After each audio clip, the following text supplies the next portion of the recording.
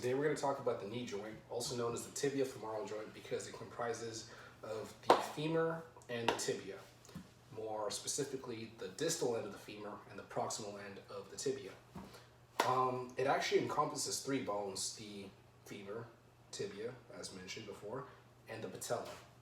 And the main muscles involved in the knee joint are the quadriceps, hamstrings, and some of the muscles in the calf, or as you would like to say, the anterior calf muscles.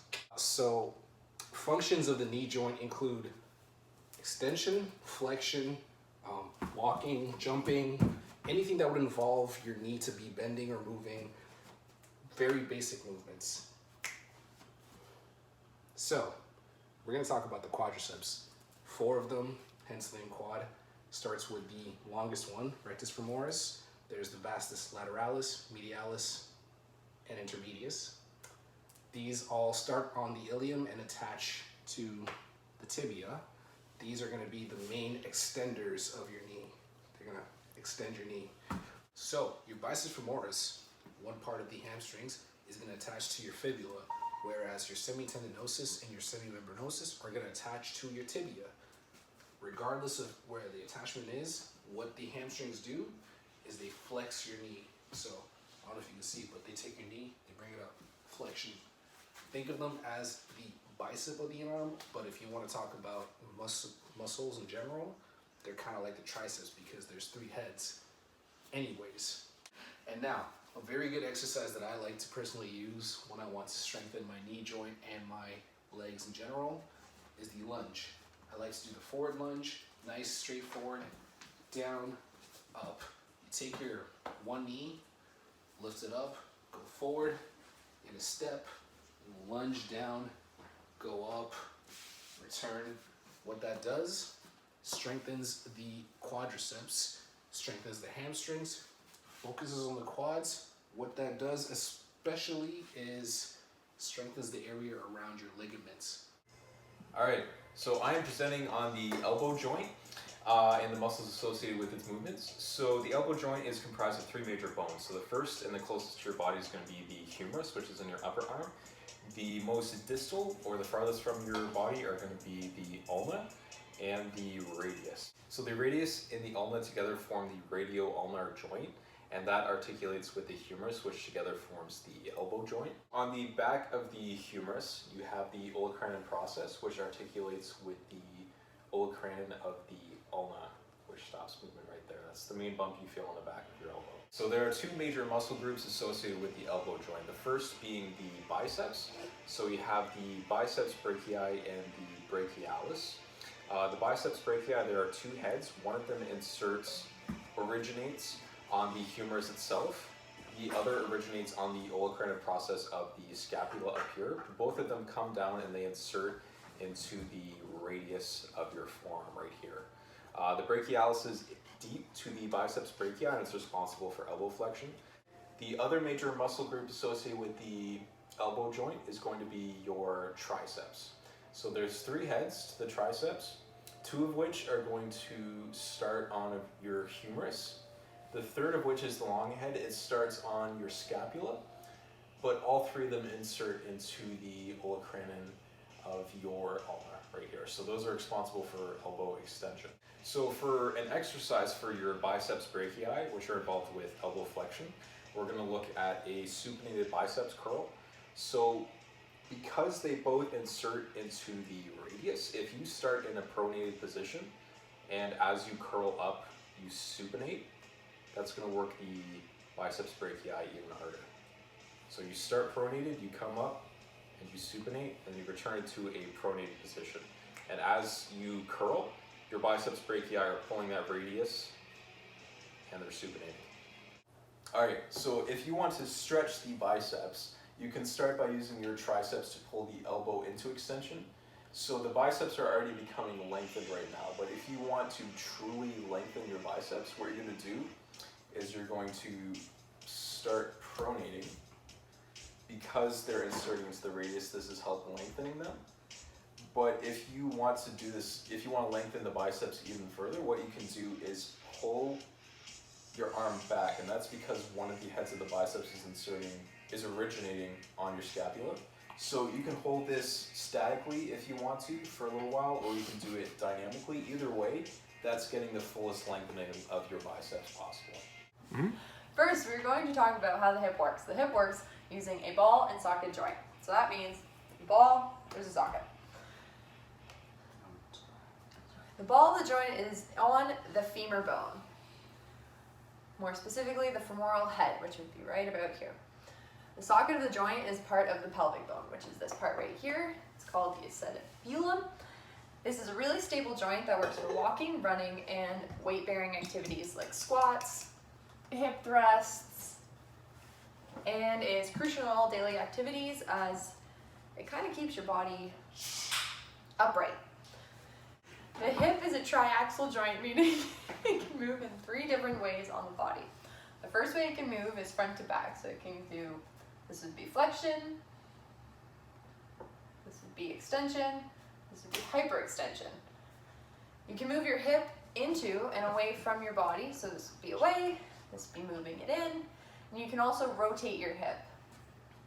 So you can turn your foot out, like so, and turn your foot in, like so, and back and forth. So, let's start with the glutes. The glutes are made up of 3 muscles that layer over each other and create the behind. The top layer and the largest of the 3 muscles is the gluteus maximus. Okay, so the maximus helps you move your leg back and forth.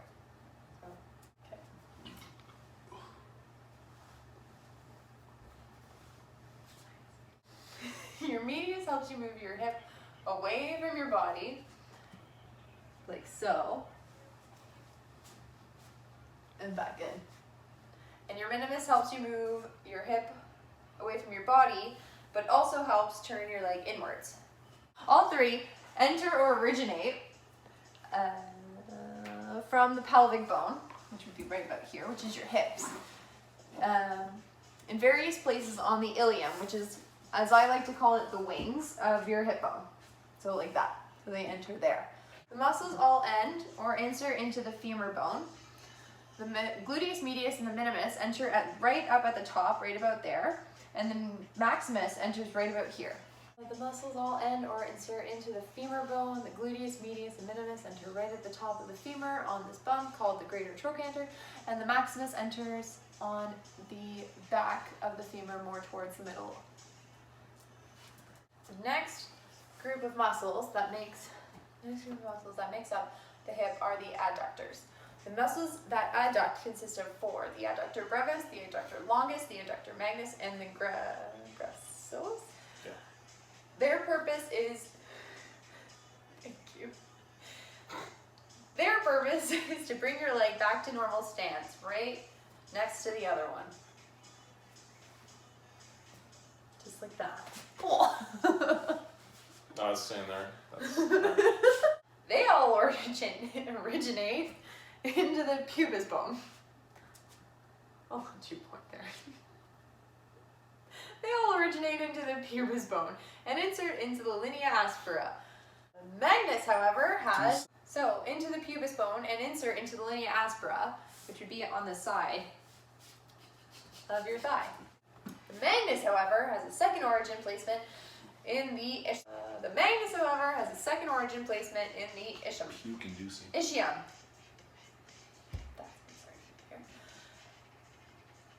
The pectinus is also an adductor, but not only does it adduct, it also helps with hip flexion. So the pectinus is also an adductor, but not only does it adduct, it also helps with hip flexion.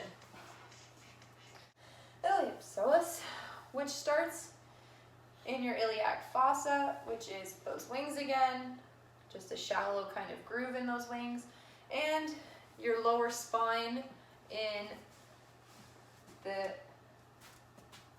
T12 to L5, and ends in the lesser trochanter of the femur, which is right around there. This area. The purpose of this muscle is to help with hip flexion, lifting the leg. Apparatus lumborum, which starts in the iliac crest and ends in the 12th rib in your lower back, so right around there. And is on all 5 of your lumbar vertebrae. It is for your trunk bending, so moving your torso forward, moving your torso back, and side to side. Great exercise for strengthening your hips are hip thrusts. You can do them on a bench or on the floor and can add weight to your desire. Here is an example. These are so much. Okay. How you do it is you lift your knees up to about 90 degrees each, or until your feet are comfortably planted on the floor and you know they're not going to slip. The next part you're going to do is try and make sure that your shoulders stay pressed to the ground. And the next thing you're going to focus on is squeezing your glutes and your hip flexors to raise up your bum. And then you can hold it and go back down. Just like so. Do you want a couple more reps or? So, good stretches to do for your hip are going into a sort of lunge position. And really, I'll do the other side to show it. So, a great stretch for your hips is going into a lunge position and pushing and squeezing your glutes to further extend your hip flexors. And another one to really get your glutes and your hamstrings is to do touching your toes and just trying to keep a straight back and reaching for the floor. Alright, so the next major structure we're going to talk about is the shoulder complex, and when we're talking about the shoulder joint in relation to the arm, that's going to be, so the arm here, the humerus, plus the scapula up here, and together when they go together they form a ball and socket joint called the glenohumeral joint. So some of the major muscles involved with the shoulder joint are going to be the deltoids on the shoulder here. They start up on the scapula and one on the clavicle up here, and they're going to come down, they're going to insert into the deltoid tuberosity of the humerus, and the primary action they're involved with is going to be raising the arm here, or arm abduction, and then the other movement is going to be horizontal abduction, just like this. There we go. So one of the other major muscles is going to be the pectoralis major, which originates on the sternum here and part of the clavicle, and it's going to insert into the humerus. So that's the other major part here, is going to be shoulder abduction. More so than anything going on here, that's the primary motion of the pectoralis major. There we go. So the other muscle group worth mentioning is going to be the rotator cuff. So most of those just are on the scapula, and they're going to insert into the head of the humerus, and those just hold the humerus in place against that glenohumeral joint while it's rotating and moving around. So for an exercise for the shoulder joint complex, what we're going to be doing is mainly focused on the chest. So let's say you have a weight here, or you could have resistance bands or cables. You're going to be contracting the chest so that your arms are abducting towards the midline right here. So it's pulling the humerus towards the midline like that. And then say if we want to stretch out the chest, instead of contracting, we're going to be lengthening that muscle. So you can do this against a wall, or you could just do this actively, but you're going to be moving that chest as far back as you can. You can hold it statically, you can do that dynamically. Either way, it's going to be lengthening out that chest muscle.